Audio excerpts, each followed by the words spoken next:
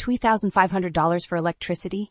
This is insane, Brian. We've been cutting back on everything to save money. Something's definitely wrong, I said, waving the bill in front of Brian's face, my voice trembling with frustration. He sighed, looking up from his phone just long enough to roll his eyes. You probably left the oven on. I told you not to bake every day. I clenched my fists. No, I make sure everything's turned off. There's something bigger going on here. I glanced out the kitchen window toward the old tool shed. It had been years since anyone had used it for anything but storage. Brian stood up, lazily stretching his arms. You're overreacting, Liv. It's just a bill. Just a bill? I snapped. We're wasting money we don't have, Brian. We need to figure this out. He shrugged and walked toward the living room, where the TV was blasting some reality show I never liked. I'll look into it tomorrow. Anger boiled inside me as I glared at him. Tomorrow? This can't wait. We need to check now. Brian flopped onto the couch, flipping channels without a care. Fine. I'll look at the breaker box later tonight, okay? Later. It was always later with him. I stormed out the back door and towards the tool shed, flashlight in hand. The chilly Ohio evening did nothing to cool my temper. Once at the shed, I jiggled the rusty lock open and scanned the interior. Cobwebs hung from the rafters, untouched tools littered the workbench, and the faint hum of electricity caught my ear. I followed the sound, shining the flashlight into dark corners, until I found a run of wires leading from the exterior wall. My heart pounded as I traced the wiring back outside. I needed answers, not more questions. By the time I got back inside, Brian was asleep on the couch, typical. I grabbed my coat and headed out to the breaker box next to the house. The wiring setup looked standard at first glance, but something was off. Closer inspection revealed a secondary line trailing from it, leading underground towards the tool shed. Brian, I hollered, but he didn't stir. Typical again. Frustrated, I stomped back inside and grabbed him by the arm. Come with me, now. What's your problem, Liv? He mumbled, rubbing his eyes. I dragged him outside, pointing at the wiring. Explain this. He stared at it, silent. I don't know. Maybe it's been like that forever. No, Brian, this isn't normal. I want to know what's going on in that tool shed. We trudged back to the shed in silence, the moonlight our only guide. With the flashlight scanning every nook, I felt like a detective on a crime scene. When we reached the shed, I flicked the lights on, and Brian looked genuinely bewildered. Come on, Liv, let's go back inside. We'll call an electrician tomorrow. Brian, stop delaying. We need to figure this out. I insisted, reaching for the plug that connected the tool shed to the main house. As I yanked it out, a sudden uproar of voices spilled into the quiet night. It wasn't just the hum of electricity, it was the TV inside the tool shed. We both froze. Brian's jaw tightened, and I could see panic flickering in his eyes. You've been watching TV in here? While we can't even afford our bills? I was beyond furious.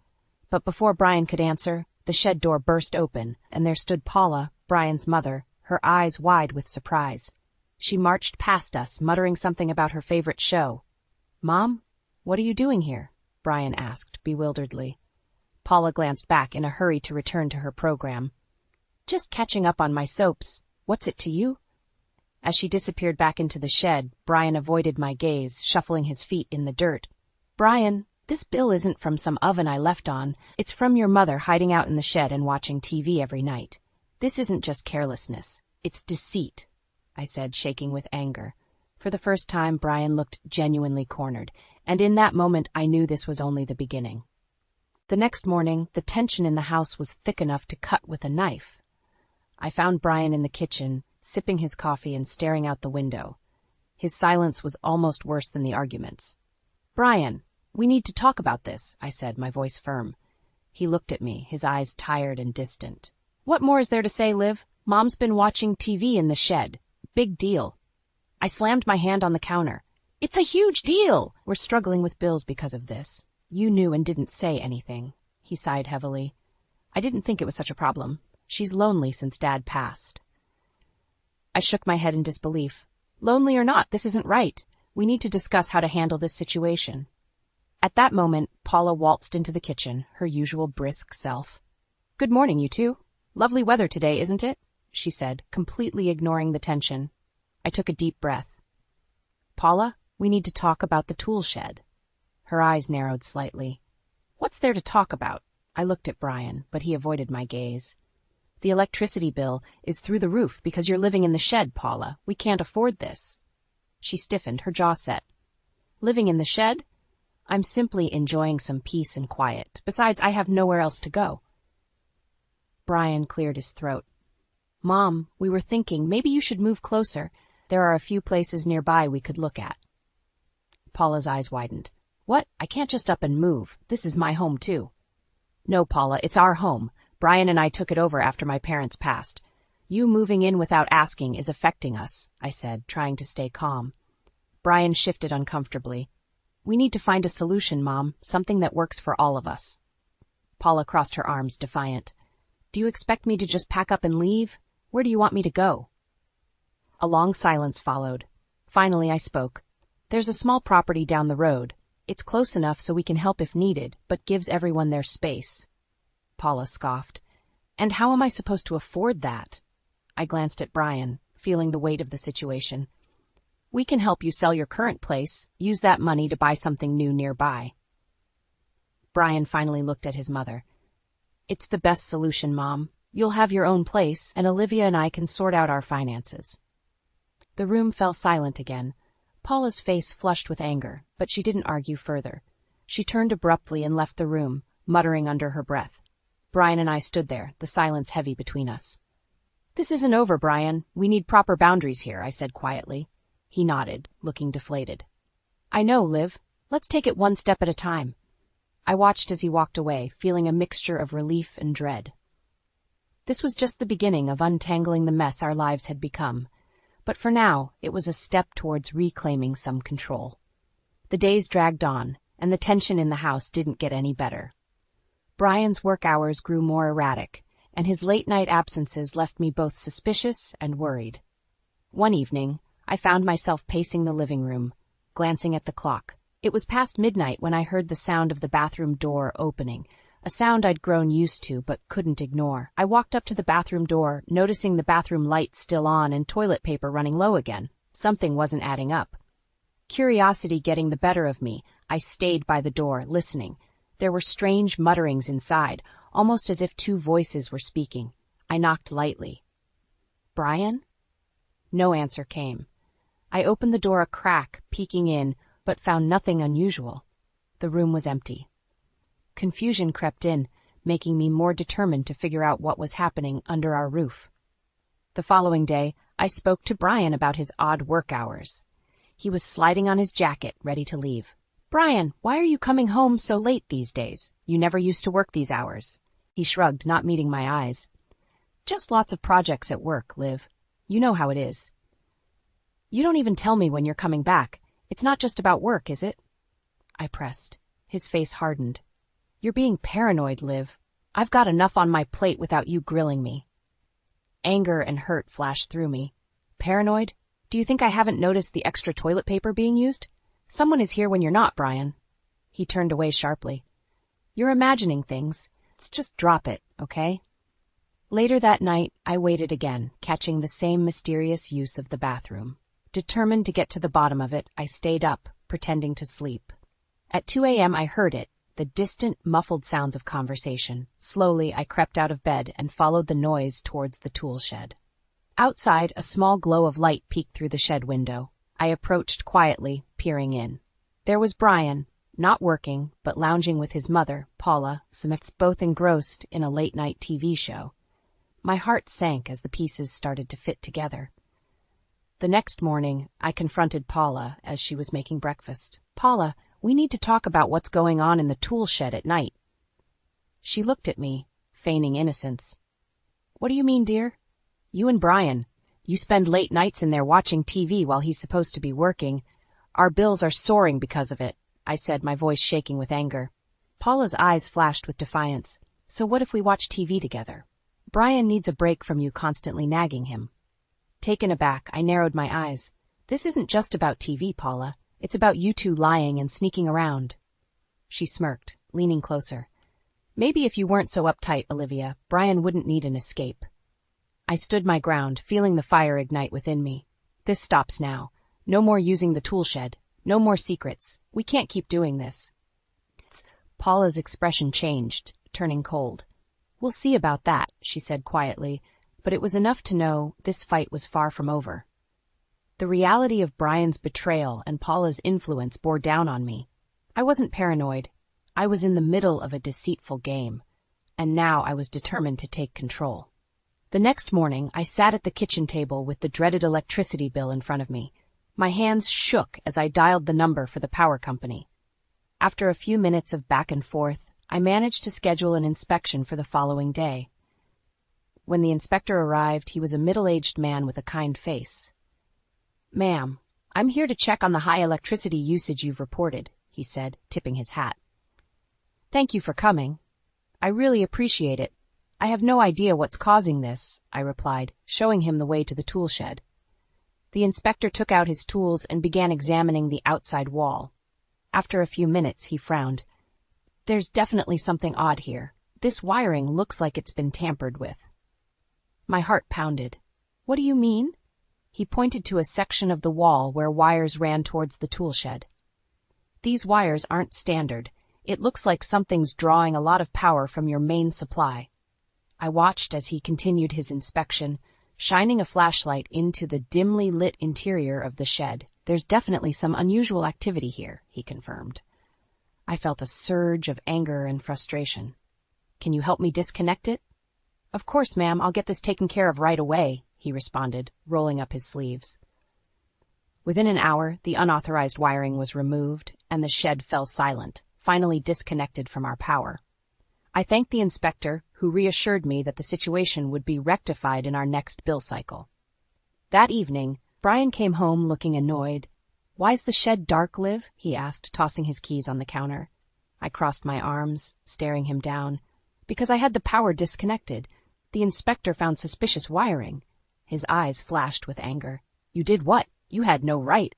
"No right? We're drowning in bills, Brian. That shed was draining our finances." I shot back. Before he could respond, Paula appeared in the doorway, her face a thundercloud. "What's this about the shed losing power? My TV's not working." I took a deep breath, preparing for the storm. "The inspector found unauthorized wiring. We can't afford this, Paula. It stops now." Paula's face turned red with fury. "You think you can control everything, don't you, Olivia? This is my son's home, too. You can't just decide these things." "It's not about control, Paula. It's about our family's well-being. If you won't respect that, I'll take steps to make sure it's enforced," I replied, my voice unwavering. Brian stepped in, raising his hands. "Everyone just calm down, all right? We'll figure this out." But Paula wasn't having it. She turned to Brian, eyes blazing. "Your wife is ruining everything, Brian. You need to put your foot down." "Mom, I've already told you we need to reduce our expenses," Brian said, but his voice lacked conviction. "You're just as much a part of this household," she hissed at me, ignoring her son's half-hearted protest. "I am, Paula, which is why this can't continue," I responded, my patience wearing thin. Paula scowled. "This isn't over, Olivia. Not by a long shot." As she stormed out of the room, I felt a mix of relief and dread. I had won this battle, but the war was far from over. And now, deep down, I knew the next steps would be the hardest. The following days were cold and silent. Brian avoided me more than usual, and Paula hardly left her room.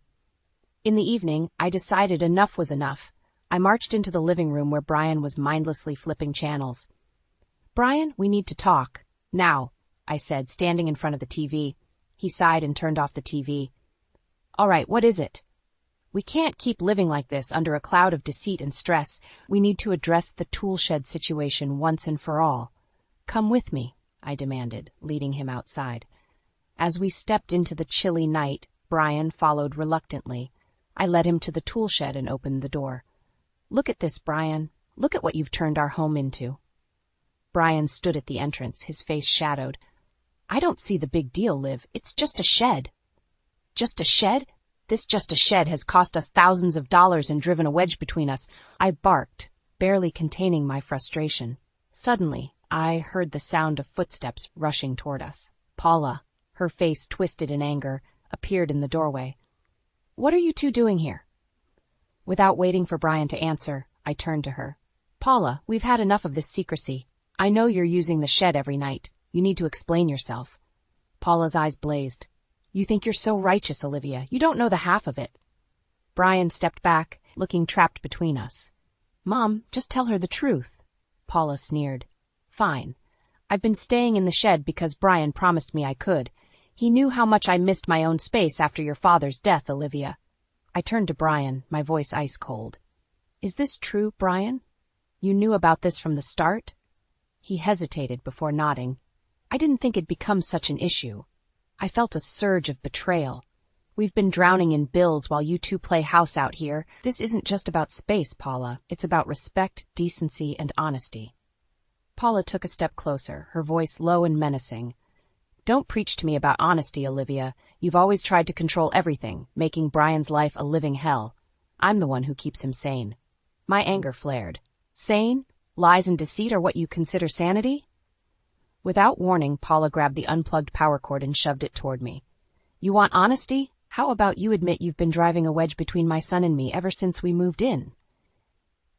Brian finally spoke, his voice broken. Mom, that's enough. Olivia's right. We need to stop this. What's been happening isn't fair to anyone. Paula looked horrified, as if she couldn't believe her son was siding against her.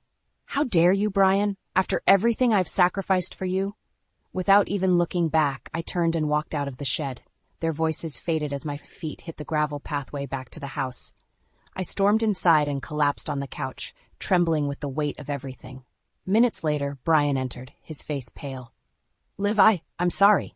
I looked up at him, my eyes cold. Sorry isn't enough, Brian. This has gone on too long. I need you to make a choice. Either we fix this mess together, or I fix it alone. He swallowed hard, the decision heavy in the air. We'll fix it together, he finally said. But trust wouldn't be easily rebuilt. That night, while the house finally fell silent, I knew this was more than just a strained marriage. It was a battle for control, honesty, and survival, and I wasn't done fighting yet. The house was eerily quiet the next morning. Paula had retreated to her room, and Brian sat at the kitchen table, staring blankly at his coffee. I knew it was time to take matters into my own hands. I started searching the house, room by room, for any equipment or clues that hinted at further deceit. It wasn't long before I found a small, hidden camera tucked behind a picture frame in the living room. My heart raced. This wasn't just about the toolshed. This was about control and surveillance. I marched into the kitchen, holding the camera. Brian, what is this? He looked up, his eyes widening with shock. Liv, I swear, I didn't know about that. I slammed the camera on the table. More lies, Brian? How much of our life has been recorded? Paula stormed in, her face flushed with anger. I did that. I needed to keep an eye on things while you were busy being judgmental and controlling. I turned to her, fury in every word. Surveillance in my own home? How dare you? Paula squared her shoulders unfazed. I did what I had to do to protect my son. I took a step closer, my voice low but sharp. Protect him or control him? You've overstepped your bounds, Paula. This is unacceptable.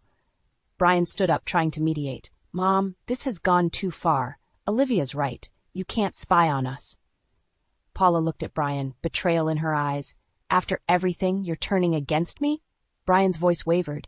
Mom, stop. This isn't helping anyone. We need to stop the lies and deception. It's tearing everything apart. Paula's eyes narrowed. You think you're better off without me? Do you really believe this woman cares about you? I took a deep breath, trying to stay calm. Brian is my husband, Paula. I care about him more than you know. But this isn't about care anymore. It's about trust, which you've destroyed. The room was thick with tension. Brian took a shaky breath. Mom, you should go. We need some space to fix things. Paula's face turned crimson. You're choosing her over me? After everything I've done for you? Brian's voice steadied. I'm choosing to save my marriage, Mom. You need to leave. Paula's eyes blazed with hatred as she looked at me. This isn't over, Olivia. You will regret this. As she stormed out of the house, Brian collapsed into a chair, his hands trembling. Liv, I'm so sorry. I never wanted it to come to this. I sat across from him, feeling a mixture of relief and sorrow. Brian, we need to rebuild our trust. I can't keep living like this, doubting everything. He nodded, looking defeated. I know, I'll do whatever it takes to make things right. That night, I combed through the house, removing every bit of surveillance equipment I could find. Each hidden camera and microphone felt like another betrayal peeled away. Though the storm had cleared some of the air, the damage was deep. Brian and I sat in the living room later, the silence now heavy with the weight of the truth. "Thank you for standing up to her, Brian," I said quietly. He looked at me, eyes filled with remorse. "I should have done it sooner, Liv. I'm sorry for everything." The days ahead would be hard, filled with the struggle to rebuild what had been broken. But for now, the house was ours again, without the shadow of deceit looming over us. We had a long way to go, but the first step had been taken. Together, we would face whatever came next. A week later, Paula stood on our porch, eyes red from crying. It was strange seeing her so vulnerable. "May I come in?" she asked, her voice shaky. I hesitated but nodded. "Fine, but this has to be a constructive conversation, Paula." We sat at the kitchen table, the same table where countless arguments had erupted. Brian joined us, his face tense. Paula took a deep breath. "I've been thinking a lot, and I realized that I overstepped. I didn't mean to cause all this pain. I just didn't want to feel alone." Brian reached out, touching his mother's hand. "Mom, we understand that, but spying on us and sneaking around wasn't the way to handle it." Paula's eyes filled with tears. "I know. I'm sorry, Olivia. I shouldn't have tried to come between you two. Can you forgive me?" I took a moment, letting the weight of her words sink in. "Paula, it's going to take time. Trust isn't something you rebuild overnight. But if you really mean it, we can try." She nodded, wiping her tears. "I mean it. I want things to be better. I want to be part of your lives, in a healthy way." I stood up, feeling the need to take control of the situation. "All right, let's start fresh, but there are conditions. First, no more staying in the tool shed." Paula quickly nodded. "Agreed. And secondly," I continued, "if you need somewhere to stay until you sell your place and find something nearby, you can stay with us. But we need clear boundaries." Brian looked relieved. "That sounds fair, Mom. We need to set things right." Paula smiled faintly, grappling with the emotions that had built up over months. "Thank you, both of you." Days turned into weeks, and the house felt more like a home. Paula was staying in the guest room temporarily, and our communication had improved, but the scars of betrayal were still healing. One evening, as we were having dinner, Paula spoke up. "I found a small place not too far from here. It's perfect for me. I'll be moving in next week." Brian and I looked at each other, a weight lifting from our shoulders. "That's great news, Mom," Brian said, his voice filled with genuine relief. Paula nodded, looking more at peace than I had ever seen her. "I hope this helps us move forward. I want to be a positive part of your lives." Later that night, Brian and I sat on the porch, watching the stars. "Liv, thank you for giving her another chance," he said quietly. I leaned against him. "It's not just about her, Brian. It's about us, too. We need to be strong together." He hugged me tightly. "We will be. From now on, things will be different." The process of healing wasn't easy. There were still moments of distrust and lingering resentments, but we were making progress. We talked more openly, shared our worries, and sought to understand each other's perspectives. As the weeks went by, Paula's new place became a sanctuary for her, and our home slowly regained its sense of safety and love. The drama that had overshadowed us so long began to fade, replaced by a newfound respect and understanding. Paula was still part of our lives, but with boundaries that respected everyone's space and needs. The house was filled with laughter and joy again, and we finally felt like a family on the mend, ready to face whatever came our way. In the end, we realized that forgiveness and trust weren't just handouts. They were earned through consistent actions and genuine intentions. And we were all committed to making things right, slowly but surely. Paula's moving day arrived quicker than expected. I watched from the porch as the movers packed the last of her belongings into the truck. It was a strange mix of relief and trepidation. Paula walked over, looking both hopeful and nervous. "Thank you for everything, Olivia. I mean it." I nodded. "It's a fresh start for all of us, Paula. Let's make the most of it." She hugged Brian tightly and then turned to me, offering a tentative embrace. I accepted it, feeling the tentative warmth. As the truck pulled away, I turned to Brian. "We need to change the locks and secure the house properly." He sighed but nodded in agreement. "You're right. We need to make sure this never happens again." That weekend, I called a locksmith and replaced all the locks, then moved Brian's belongings into a rental storage unit. He stood by, watching as I packed his things. "Liv, do we really need to do this?" he asked, pain in his eyes. I paused, looking at him. Brian, we need to separate for a while. We've both been through so much, we need time to heal. He swallowed hard, finally nodding. I understand. Whatever it takes to make things right. The next day, I handed him the keys to the storage unit. You can stay there until you find a place. We'll talk about the rest later. Brian moved his things without protest, leaving the house feeling both empty and free. The separation was hard, but necessary. I needed space to think, to breathe, to figure out what came next. I changed the house's interior, making it my own again. Fresh paint, new furniture arrangements, and the removal of all surveillance equipment helped reclaim my space.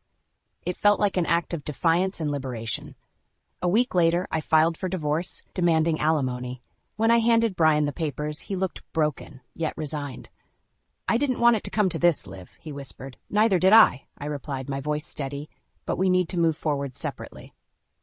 The court proceedings went smoothly, and soon enough Brian was legally out of my life. It was bittersweet, but I knew it was for the best. Meanwhile, Paula began renovating the Toolshed into a livable space. She worked tirelessly, and I saw her determination to make things right. One afternoon, she invited me over to see her progress. As we walked through the Toolshed, which now looked more like a cozy studio, Paula spoke softly. This is my new beginning, Olivia. I want to thank you for giving me this chance. I looked around, impressed by her efforts. It's looking great, Paula. I'm glad you found your own space. She smiled, a genuine warmth in her eyes. And thank you for letting us start fresh, too. At home, the quiet evenings were a stark contrast to the chaos that once engulfed our lives. Paula and I gradually built a newfound bond, grounded in mutual respect and understanding. One day, as we sat on the porch enjoying the sunset, she turned to me. You know, Olivia, watching our favorite shows together has become my favorite part of the day. I chuckled, surprised by how much had changed. Mine too. Who would have thought? We laughed, the tension of the past finally easing away. Despite all the turmoil, we had come out stronger. I found peace in the everyday routines, enjoying the small moments that felt truly mine. The journey from betrayal to liberation had been hard and painful, but in the end, it forged a new chapter filled with promise. Paula and I survived the storm and discovered that sometimes even the most unlikely alliances could lead to genuine harmony. Together, we had built something that neither of us could have foreseen, a challenging yet uniquely rewarding peace. And with that, I knew I was ready to face whatever came next.